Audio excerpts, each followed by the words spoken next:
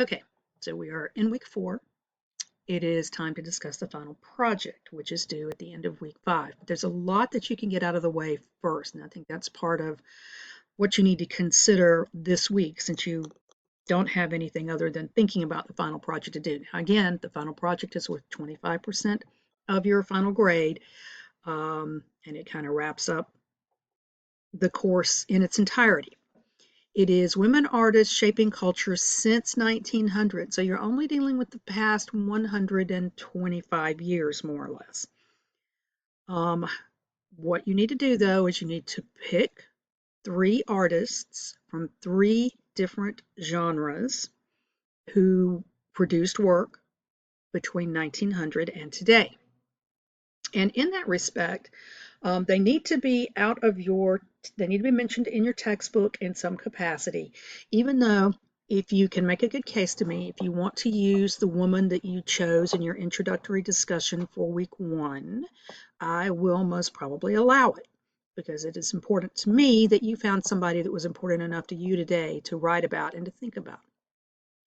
All right, so in this final project, as it says right here, you will assess how opportunities for women to pursue artistic careers have evolved from the beginning of the 20th century to the present. You will evaluate the contributions of 3 women artists active in this period and assess the advantages and limitations that impacted their careers. All right, so there are a number of different things you're going to be looking at here. You need to assess how opportunities for women to pursue artistic careers have evolved from the beginning of the 20th century to the present, as in there needs to be some discussion of how things have changed over time. You need to select 3 women artists who are introduced in the 5th edition of Women Artists in History from Antiquity to the Present, and that have produced artistic works from 1900 to the present. They may work in a single artistic genre, such as painting, or in several artistic genres. Present the women in the project in chronological order from the earliest to the most recent. And the reason that we stipulate this is because I think it's also good if you compare the women themselves as to how things have changed for them, particularly opportunities, and how the view of women as artists has changed from the 1900s to the present, or from 1900 to the present. You will need to describe the artistic training, career, and contributions of each artist.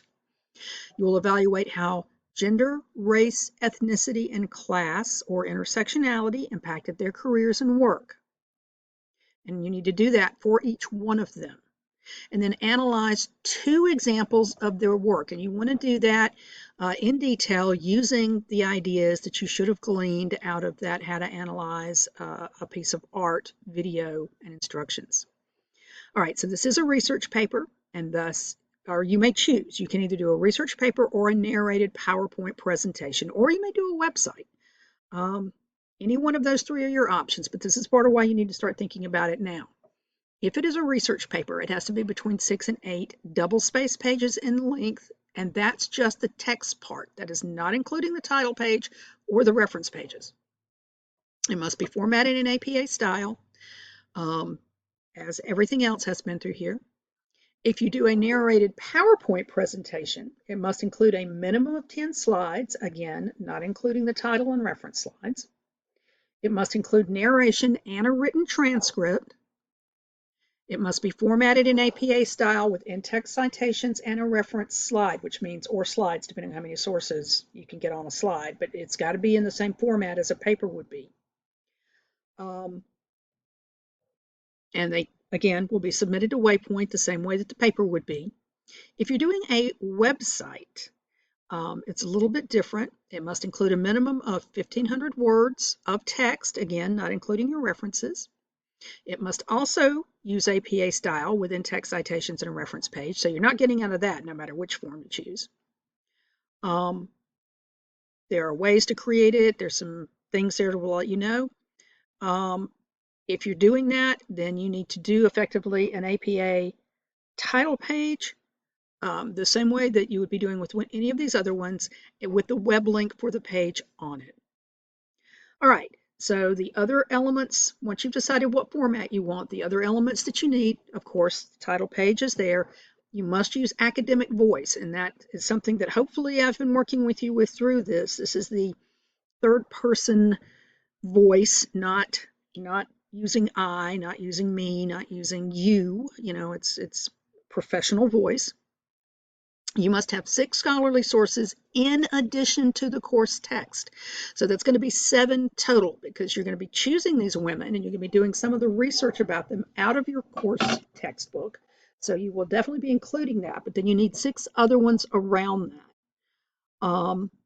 There is a really good link to scholarly, peer-reviewed, other credible sources. You will have found other sources also in the course of doing the work for the course overall, so you can go back and look at the required and recommended sources in the course guide. You may also, and I encourage you to use the library. There's some really good tutorials there on how to find things there. As always, citation is mandatory. I don't think I can say that enough. And then, of course, we have the grading rubrics. I'm going to go over this real quick so you can see again where the big points are, as I did in how I grade earlier in the course. Sorry, let me bring this over a little bit. Here we go. So the total possible points are 25. As I said, this is big. This is the difference between 2 or even 3 letter grades. 3 points of that 25 is going to be invested in how the opportunities for women to pursue artistic careers have evolved. So that's that thing that's going to go through the course of your paper as a whole. The identifying 3 women artists who meet the criteria described in the assignment instructions, that's 2 points. Describes the artistic training, career, and contributions of each one of them. That is worth 5 points. That's a big one, so you want to do a lot of focus on that, especially on their contributions, because you need 2 contributions each.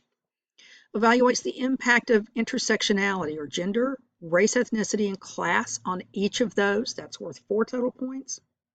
The analysis of each of their works is worth 4 points. So that is in conjunction. That's going to be a total of, here we go, what is it? A total of literally 9 points based on your description of the artists and their works. Written communication, APA formatting is worth 1.5. Control of syntax and mechanics worth 1.5. Resource requirement is worth 2 points. So you need those 7 sources in there. You need them correctly cited and correctly put together in the works cited as well. Be sure they're in correct form.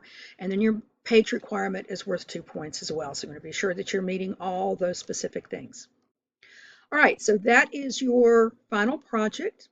Again, I encourage you to get started on it early. If you have questions about it, email me and I will try to clarify as much as I can.